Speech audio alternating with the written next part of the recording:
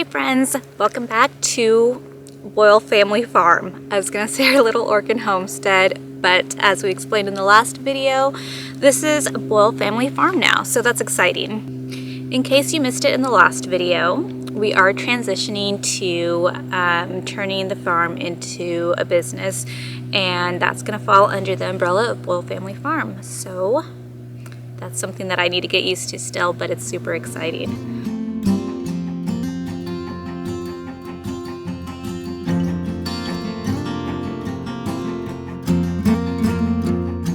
I started off the week out here in the cottage garden, and that's where I'm gonna end it.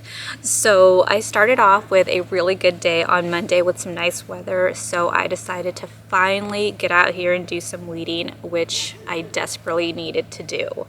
I had weeds growing in between the fall crops that I have going right now, and a ton of mushrooms that I needed to get out of the way because they were really crowding in on the crops. So that's what I did. I spent some time during my lunch break as well as after work, pretty close to when it was getting dark, but just enough light to get the job done. So I really just spent a lot of time going in between the crops up and down the rows of beds that we have out here and just clearing away all the unwanted weeds. They weren't too big, so pretty easy to get out, but something I definitely need to stay on top of moving forward, because if I can just get them off when they're super tiny, it makes it so much easier later in the season. If I wait till they are larger, it just is that much more work at getting them out of the beds. So need to make sure to stay on top of that. But it felt really good to be out here. I hadn't been out in the cottage garden in a while, and I just really needed it, and it was nice.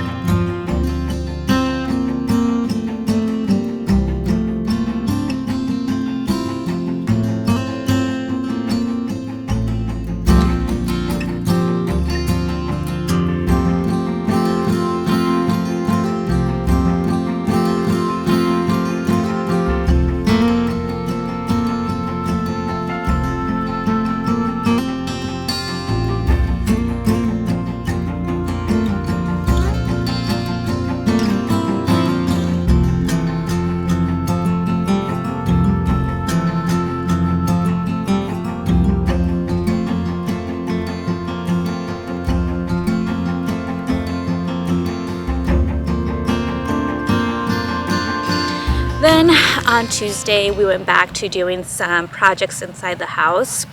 We are still working on the dining room kitchen area, so we didn't get any new shiplap to continue the walls just yet. So we decided to go ahead and start on the cabinets. So Micah started off with taking out some of the drawers and the doors off of the lower cabinets, and then we started sanding them. It wasn't going to be a whole lot of sanding just because we just wanted to get that initial layer off of varnish or stain or whatever it was that was on there, so we could just prime and then start painting. So after I did some sanding, Micah started priming, and then I took the drawers and doors downstairs into the garage to sand those down.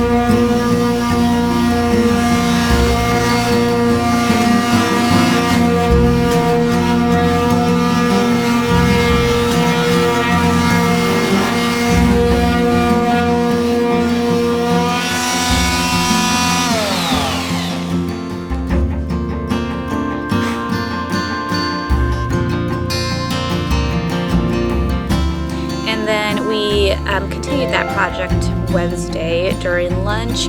Micah started priming the back of the counter of the peninsula, and he also started priming the drawers and cabinets that I had sanded the day before.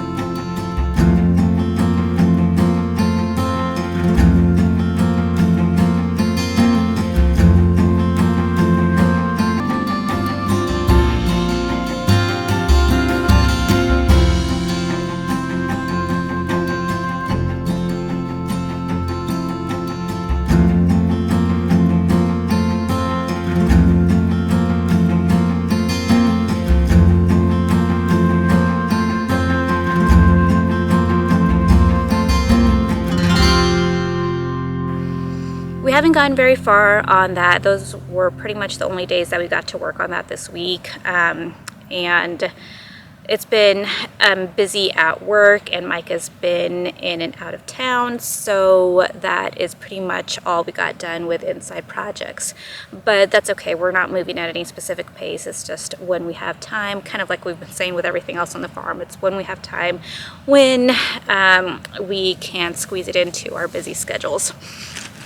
So instead of priming, which I probably should have done, instead of more sanding and priming, I decided to come out during my lunch just because I really needed to be outside. So I took the time to measure this area. When we laid down the beds, I had a rough idea of how long and wide they were, but I never actually wrote it down. We were just trying to get them down to get some fall crops in, and today I decided to go ahead and actually get them measured so I can do a better job of planning for my spring garden. If I know exactly how much space I have, then I know how many vegetables I can get into each bed and what variety. So I wanted to jot that down, and what I'll end up doing is putting it into my Excel spreadsheet, my layout of the cottage garden, and I'll get to start planning my spring garden from there. That's been pretty much it right now. It's hard to get a lot done, but we do have some fun things that are going to be coming up soon, and right now it's just the little stuff, the day-to-day stuff that's really more in preparation for the plans that we have in the spring.